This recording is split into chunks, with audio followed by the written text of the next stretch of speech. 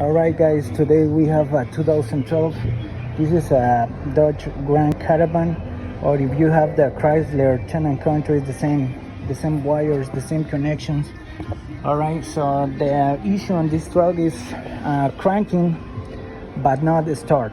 Alright, the motor is off, and the other thing that we don't have no gas. Alright, no gas. So look at this. You need this kind of relay. Okay, the connections. Let me explain on the diagram. All right, look, on my computer I have this diagram. This is on the totally integrated power module, okay, to the left side of the engine compartment. So we need to replace this relay, but it's inside to the module, so it's impossible. So you need to make with the new relay the connections on these cables.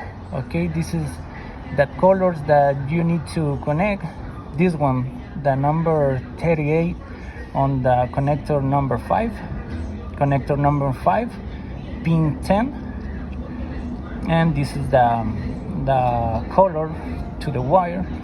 All right, and just connect with the same numbers: 30, 87, 86, 85. Okay, this is the coil on the relay and the contact to normally open position. All right, so look at this. I already installed the relay. Okay, this is the 12 volts on the relay, and look, this is the same connections to the diagram. All right, so if you have this kind of issue in your Town & Country and Dodge Caravan, go to make these connections, and that's all. All right, so thank you so much for watching this video. Don't forget, like and subscribe, guys. Thank you so much. Bye bye.